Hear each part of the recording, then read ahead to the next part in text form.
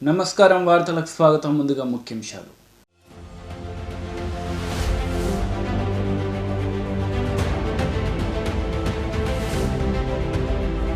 రాష్ట్ర వ్యాప్తంగా ఘనంగా రాజ్యాంగ దినోత్సవం వేడుకలు.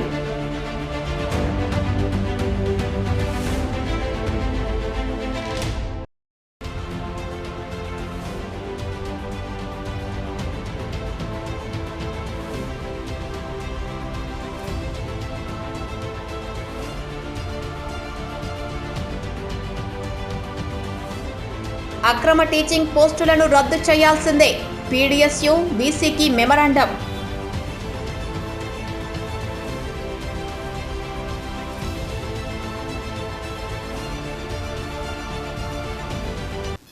పాపన్నపేట మండల పరిధిలో వివిధ గ్రామాల పాఠశాలల్లో 72వ రాజ్యాంగ దినోత్సవాన్ని శుక్రవారం ఘనంగా నిర్వహించారు. పాపన్నపేట మండల పరిధిలో వివిధ గ్రామాల పాఠశాలల్లో 72వ రాజ్యాంగ దినోత్సవం శుక్రవారం నిర్వహించారు. ఇందులో భాగంగా మండల కేంద్రమైన పాపన్నపేట ఉన్నత పాఠశాలలో అంబేద్కర్ విగ్రహానికి పూలమాలలు వేసి నివాళులర్పించారు.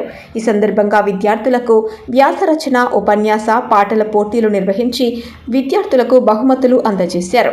ఈ కార్యక్రమంలో పాఠశాల ఇన్ఛార్జ్ ప్రధానోపాధ్యాయులు వెంకటేశం, ఉపాధ్యాయులు యశోద, శాలిని, పద్మ, వీరేశం, స్వామి, దర్శన్, అశోక్, మధు తదితరులు పాల్గొన్నారు. భారత రాజ్యాంగం ప్రపంచంలోనే అతిపెద్ద భారత రాజ్యాంగం. మరియు భారత రాజ్యాంగం ఆమోదించబడి ఈ రోజుకు 73 సంవత్సరాలు అవుతుంది. మరి 2015 నుంచి మనం రాజ్యాంగ దినోత్సవాన్ని జరుపుకుంటున్నాం. దాన్ని ఉద్దేశించే మరి జెడ్పీహెచ్ఎస్ పాపన్నపేట పాఠశాలలో మరి విద్యార్థుల సమక్షంలో, ఉపాధ్యాయుల సమక్షంలో రాజ్యాంగ దినోత్సవాన్ని ఘనంగా నిర్వహించడం జరిగింది. మరి రాజ్యాంగం యొక్క ప్రాముఖ్యత, రాజ్యాంగం ఉండడం వలన దేశ పరిస్థితి ఎట్లా ఉంది, మరి రాజ్యాంగం అందరికీ ఏ విధంగా లబ్ధి చేకూరుస్తుందనే అంశాలు అనేది ఇక్కడ మనం మాట్లాడుకోవడం జరిగింది. మరి రాజ్యాంగం ఉంది కాబట్టి ఇప్పుడు ప్రపంచం అంతా అన్ని కులాల వాళ్ళు కానీ, అన్ని మతాల వాళ్ళు కానీ శాంతియుతంగా ఉంటున్నారంటే దానికి కారణం మరి భారత రాజ్యాంగాన్ని ఎన్నో కష్టాలను, నష్టాలను ఓర్చుకొని మన డాక్టర్ బాబాసాహెబ్ అంబేద్కర్ గారు 2 సంవత్సరాల 11 నెలల 18 రోజుల సమయం తీసుకొని భారత రాజ్యాంగాన్ని తయారు చేసి మన భారత ప్రజలకు ఇవ్వడం జరిగింది. మరి బాబాసాహెబ్ అంబేద్కర్ గారి కృషి వలన భారత రాజ్యాంగాన్ని మనం ఇప్పుడు ఆ ఫలాలను ప్రతి ఒక్కరం అనుభవిస్తున్నాం. మరి బాబాసాహెబ్ అంబేద్కర్ గారు అందరివాడు, కొందరివాడు కాదు.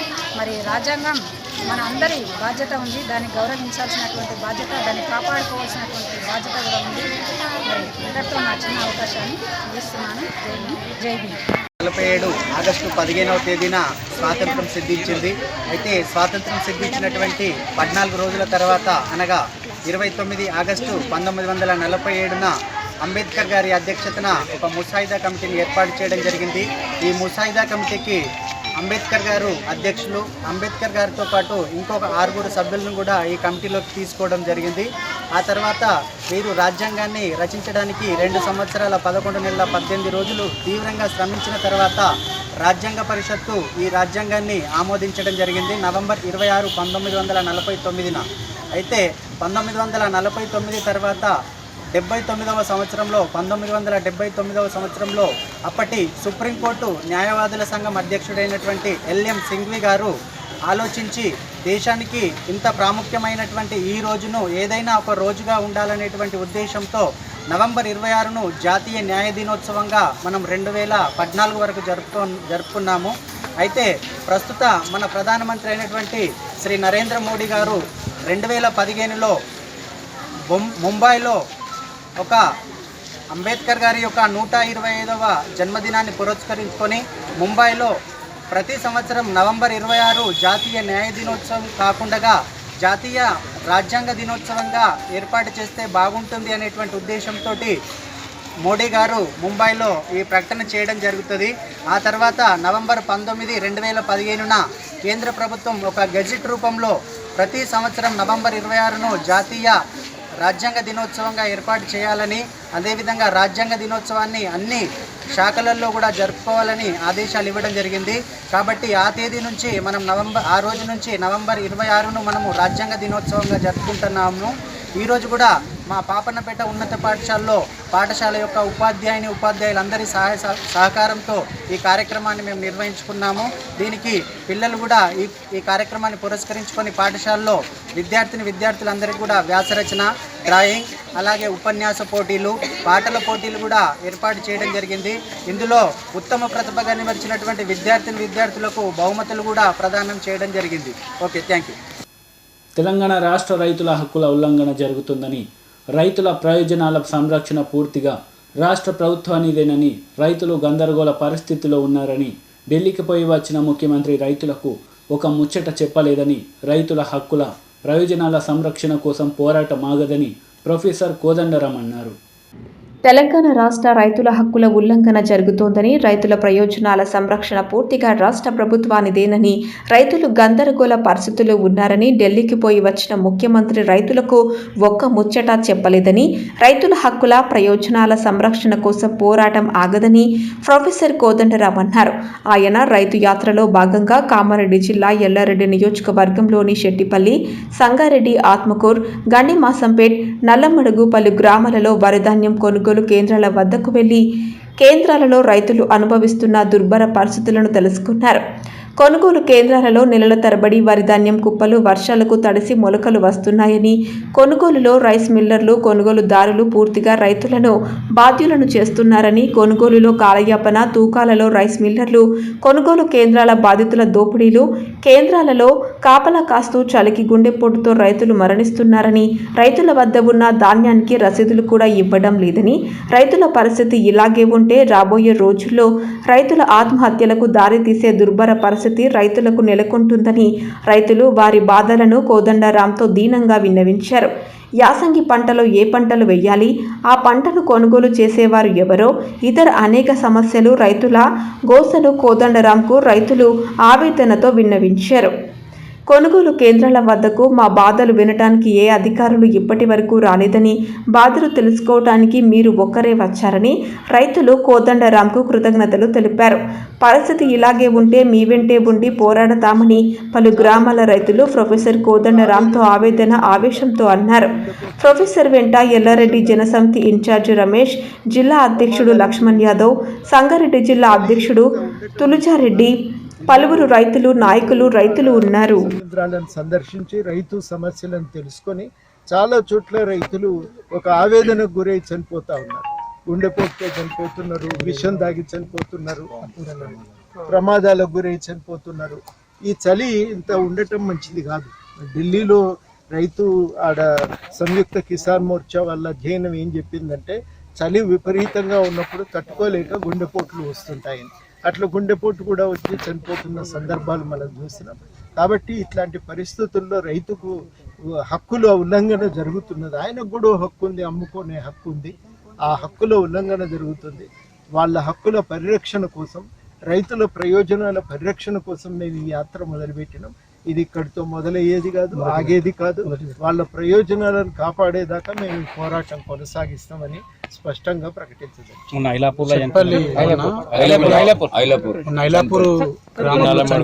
రైతు కొంతమంది చనిపోయిన నిజామాబాద్ జిల్లాలో కూడా 2 రైతులు చనిపోవడం. దాని గురించి ఇప్పుడు ప్రభుత్వము ఎందుకంటే దాదాపు నాకు తెలిసి ఈ ప్రాంతంలోనే ఈ కామారెడ్డి జిల్లాలోనే 5 మంది రైతులు చనిపోయారు. కొంతమందికి గవర్నమెంట్ ఏమో బీమా పథకం వర్తిస్తుంది, కానీ చాలా మంది ఇప్పుడు చిన్న బీరయ్య ఇక్కడ మనకు ఐలాపురంలో చనిపోయాడు, లింగంపేట మండలి ఐలాపురంలో.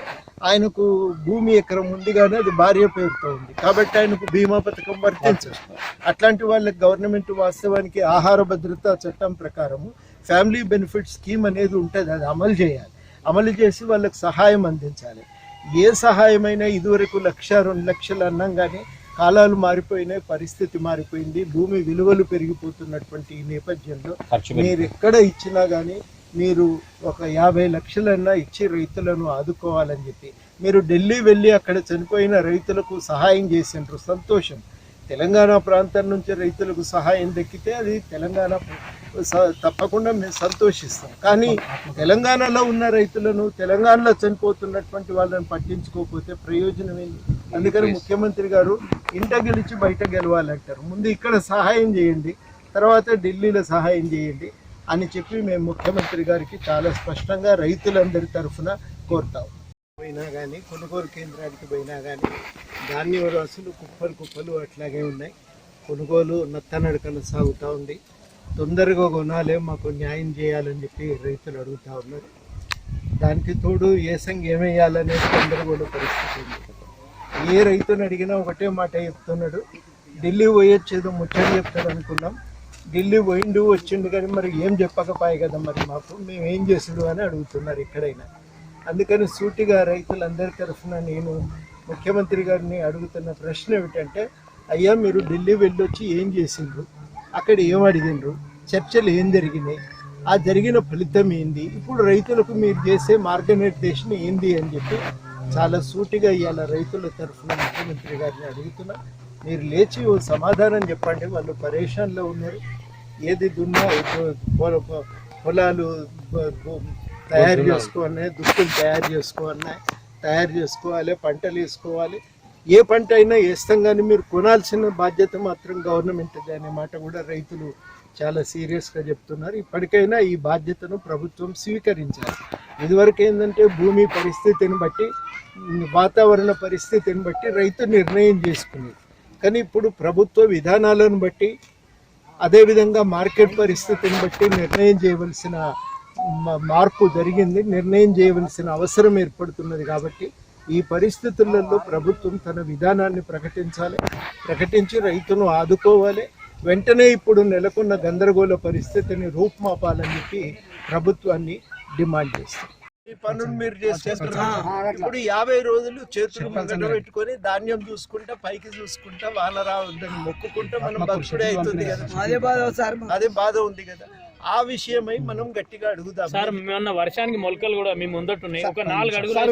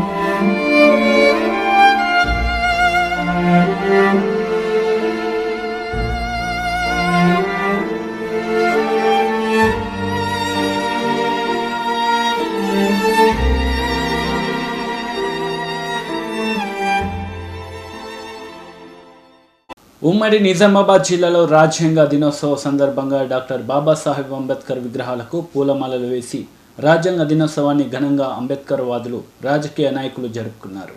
ఉమ్మడి నిజామాబాద్ జిల్లాలో రాజ్యాంగ దినోత్సవం సందర్భంగా డాక్టర్ బాబాసాహెబ్ అంబేద్కర్ విగ్రహాలకు పూలమాలలు వేసి రాజ్యాంగ దినోత్సవాన్ని అంబేద్కర్ వాదులు, రాజకీయ నాయకులు జరుపుకున్నారు. బోధన్, కోటగిరి మండల డివిజన్ కేంద్రాలతో పాటు ఉమ్మడి జిల్లాలలో ఆయా మండలాల డివిజన్ కేంద్రాలలో రాజ్యాంగ దినోత్సవం జరుపుకున్నారు. అంబేద్కర్ రాసిన రాజ్యాంగం విలువలు, ప్రాముఖ్యత, ప్రాధాన్యత, అంబేద్కర్ రాజ్యాంగాన్ని నిర్మించడానికి చేసిన కృషి, పట్టుదల, ఆయన జీవిత చరిత్ర గురించి పలువురు మాట్లాడారు.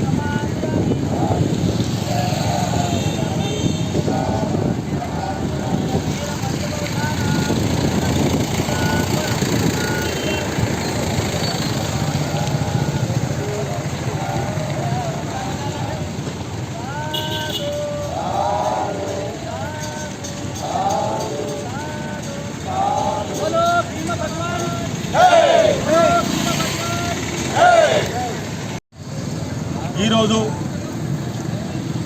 మన దేశానికి అంటే మన బాబాసాహెబ్ మన దేశానికి భారత రాజ్యాంగాన్ని రచించిన రోజు అంటే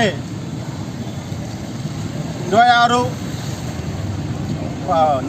నవంబర్ 1950 రోజున మన భారత రాజ్యాంగం అమలైంది. ఈ రాజ్యాంగాన్ని రచించడానికి మన బాబాసాహెబ్ అంబేద్కర్ గారు వివిధ దేశాలు తిరిగి అక్కడున్న మంచి రాజ్యాంగాన్ని పరిశోధన చేసి మన దేశ కాల పరిస్థితులు, జాతులు, మతాలు, కులాలకు అనుకూలంగా మరియు అందరికీ సమాన హక్కులు, సమాన బాధ్యతలు కోసం ఈ మన రాజ్యాంగం రచించడం జరిగింది. ఈ రాజ్యాంగం ద్వారానే మన తెలంగాణ ఏర్పాటైంది. దానికి మన తెలంగాణ ప్రజలందరూ రుణపడి ఉండాలి.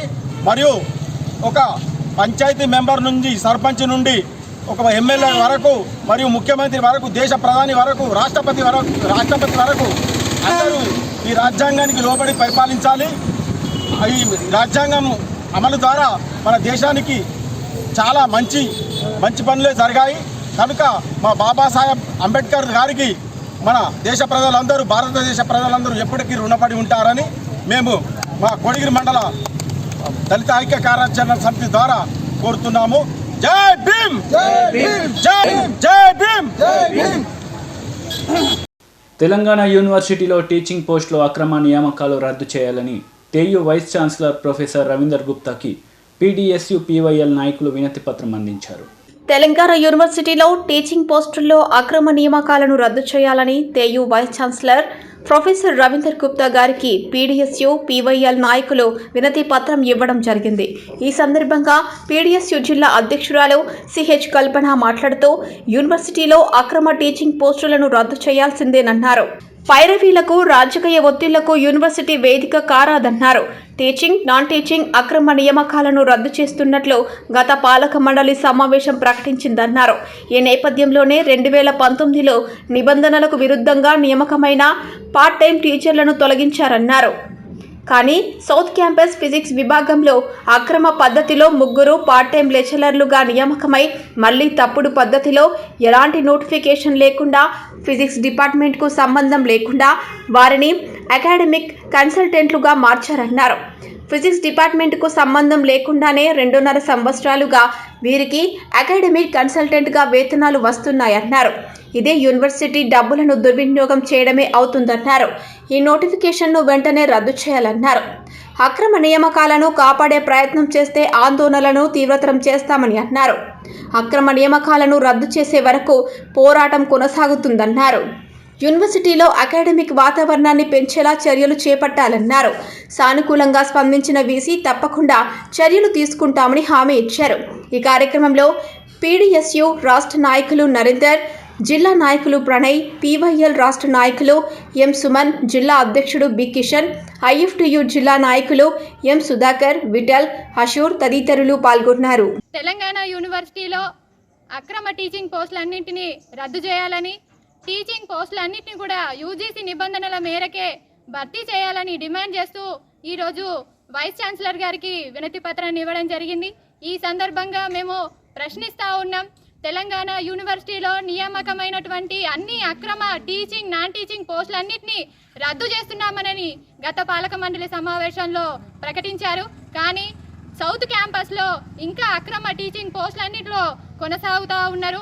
కొంతమంది 3 వ్యక్తులు సౌత్ క్యాంపస్లో ఫిజిక్స్ డిపార్ట్మెంట్లో పార్ట్ టైమ్ లెక్చరర్గా అక్రమ పద్ధతిలో నియమించబడ్డారు.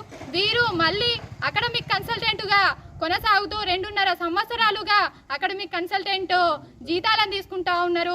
వీరి నియామకాలకి ఫిజిక్స్ డిపార్ట్మెంట్కి సంబంధం లేకుండానే వీళ్ళ నియామకాలు, అదేవిధంగా జీతభత్యాలు కొనసాగుతూ ఉన్నాయి. ఇది దుర్మార్గమైనటువంటి విషయము. ఈ యూనివర్సిటీ డబ్బులు అంటే విద్యార్థుల డబ్బులు. ఈరోజు ఆ యూనివర్సిటీ డబ్బులు దుర్వినియోగం అవుతూ ఉన్నాయి.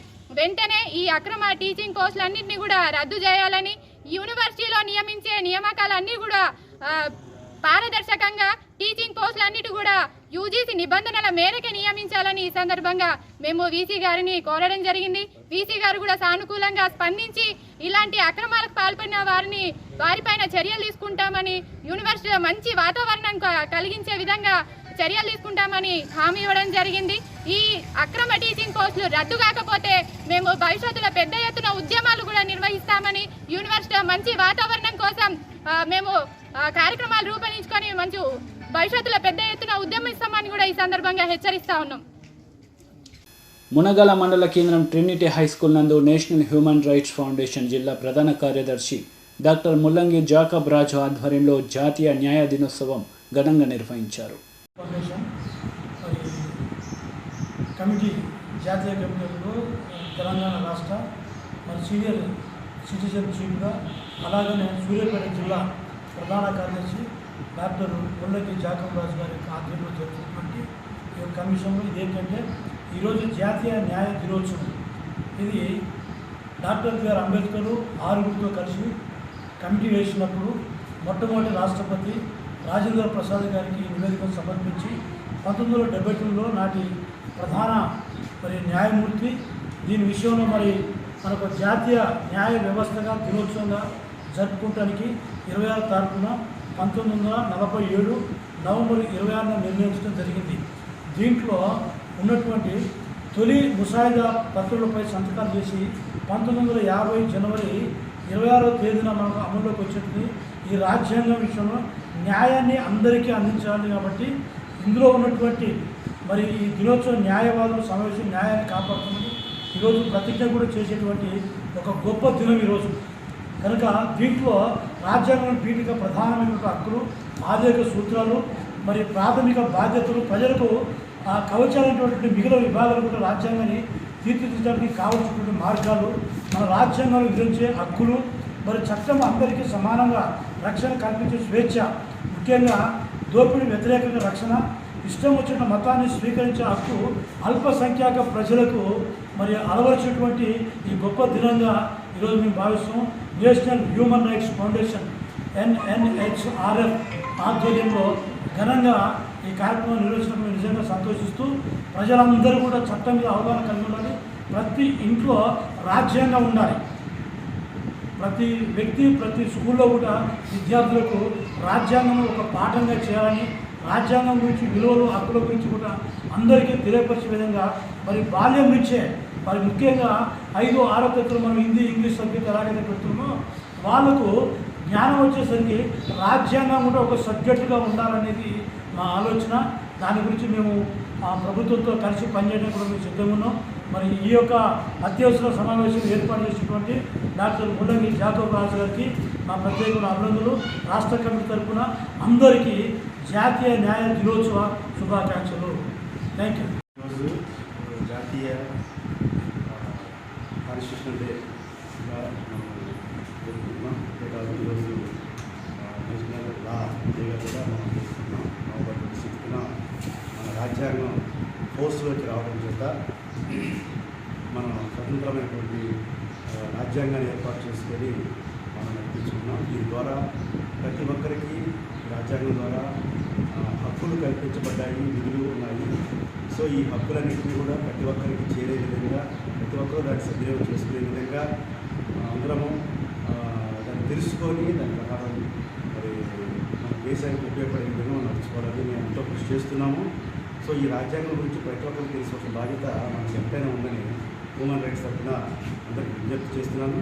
అంతేకాదు మన రాజ్యాంగంలో ఉన్నటువంటి సూత్రాలకు అనుగుణంగా మన న్యాయ వ్యవస్థను పటిష్టం చేస్తున్నటువంటి మన ఎన్ఎల్ రమణ గారికి కూడా మన ఉమ్మడి రాష్ట్రాల హ్యూమన్ రైట్స్ తరఫు నుంచి కూడా తెలియపరుస్తూ ఈ అవకాశం ఇచ్చినటువంటి స్టేట్ కమిటీ వారికి కూడా నేను ధన్యవాదాలు తెలియపరుచుకుంటున్నాను. ఇప్పుడు కొన్ని సంక్షిప్త వార్తలు. ఇంటింటి సర్వే నిర్వహించి డిసెంబర్లోగా 100% కోవిడ్ వ్యాక్సినేషన్ జరిగేలా చూడాలని ఆరోగ్య శాఖ, ఆర్థిక శాఖ మంత్రి హరీష్ రావు అధికారులను ఆదేశించారు. ప్రభుత్వ వైద్యంపై ప్రజలకు ఉన్న నమ్మకాన్ని మరింత పెంచాలన్నారు. గర్భిణీ స్త్రీలు, పిల్లల ఆరోగ్యంపై ప్రత్యేక దృష్టి పెట్టాలని, ప్రభుత్వ ఆసుపత్రుల్లో కాన్పులు పెరిగేలా చర్యలు చేపట్టాలన్నారు. బీపీ, షుగర్, క్యాన్సర్ వ్యాధి నిర్ధారణ పరీక్షలు చేపట్టాలని సూచించారు.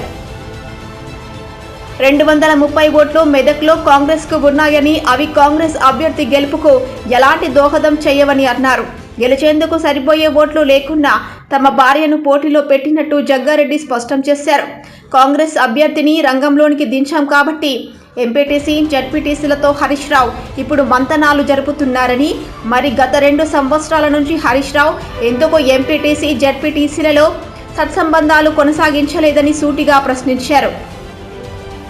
నల్గొండ స్థానిక సంస్థల ఎమ్మెల్సీ ఎన్నికల్లో చివరకు 7 అభ్యర్థులు బరిలో నిలిచారు.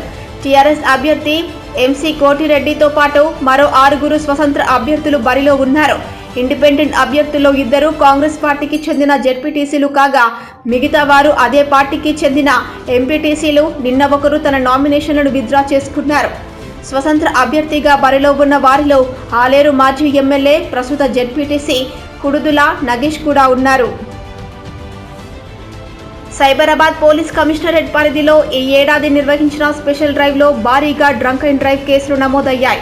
డ్రైవ్లో పట్టుబడిన వారిలో ఎక్కువ మంది 2 వీలర్ నడుపుతున్న వారే ఉన్నారని పోలీసులు తెలిపారు. మొత్తం కేసుల్లో 25,614 కేసులు ద్విచక్ర వాహనాల మీద బుక్ కాగా 1055 కేసులు ఆటోలు, 5,947 కేసులు కార్లు, 202 కేసులు భారీ వాహనాల మీద నమోదయ్యాయి. వార్తలు ముగించే ముందు ముఖ్యాంశాలు మరోసారి.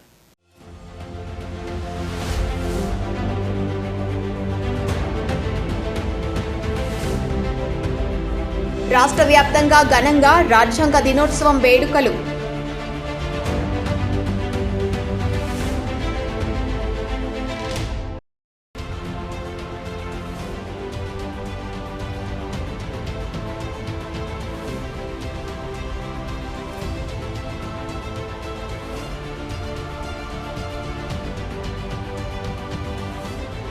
అక్రమ టీచింగ్ పోస్టులను రద్దు చేయాల్సిందే, పీడీఎస్యు వీసీకి మెమరాండం.